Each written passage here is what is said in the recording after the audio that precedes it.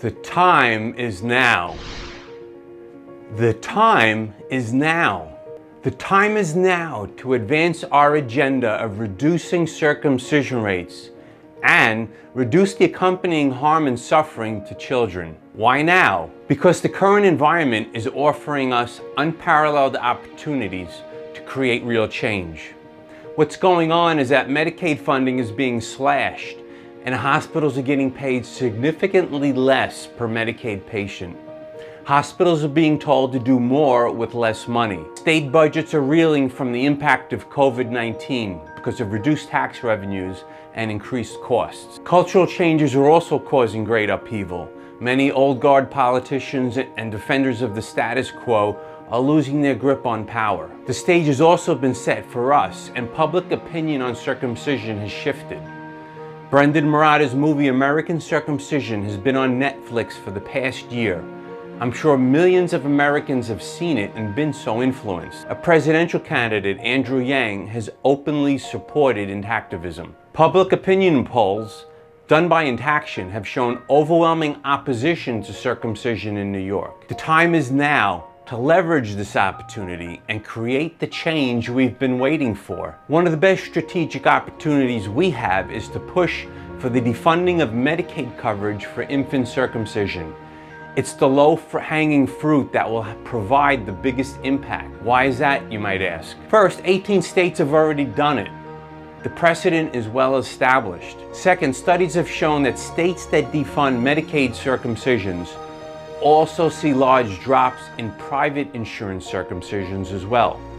A study done by UCLA researchers has found that in states that drop Medicaid coverage, they experienced a 24% overall drop in circumcision rates. And if all 50 states drop Medicaid coverage, the national circumcision rate would drop to 38%. Perhaps the disruption in funding disrupts hospital staff solicitations for all circumcisions. It helps to break ingrained habits. I believe getting more states to defund Medicaid circumcision should be the biggest strategic goal for Intactivists. Okay, great idea. Let's all write a letter to our state senators and ask him or her to stop paying for circumcision. Dear legislator, please stop funding infant circumcision. Sincerely yours, Anthony Lasquadro. Wrong. That's not how it works.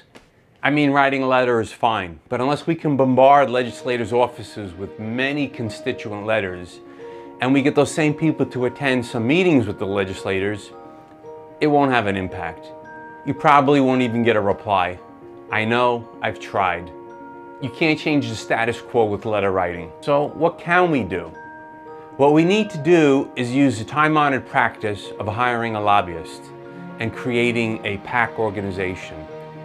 A lobbyist is a professional representative that has a network of connections to advocate for our agenda in the state capitol. A lobbyist helps educate legislators, find lateral allies, and diffuse opposition. And when we're organized and financed to the point where we can hire such a lobbyist and engage in this activity, legislators start to take us seriously. When they learn that a group has a funded PAC or political action committee, their ears perk up and they will listen. Now, some people might feel we don't need a lobbyist because our cause is ethically correct and change should just happen because good is supposed to triumph over evil. At least that's how the movies end. But everyone with business in state capitals use lobbyists to represent them. Government agencies use lobbyists. School districts have lobbyists. Social causes and community groups have lobbyists. Unions have lobbyists. It's just the way things work. And just because we don't have millions of grassroots activists, that doesn't mean our ideas and our agenda doesn't have merit. We just need some help, and that's what we're going to get. We're going to build relationships in the state capitol. Legislators are going to learn that we're the go-to guys when it comes to circumcision-related issues.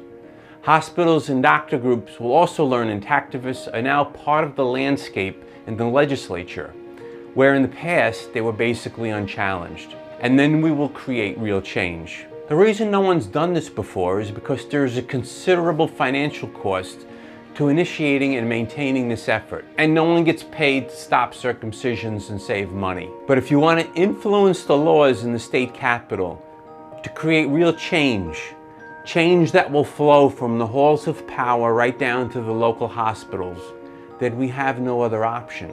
So I ask you to support the Health Equality campaign, and I ask you to consider doing it with a monthly donation. But this is only for people that want to create real change. It's not for dreamers and well-wishers. If you're like me, where you want to leave your mark, where you want to make a difference, and where you want to see circumcision rates go down, this is your best option. I promise you that. The time is now.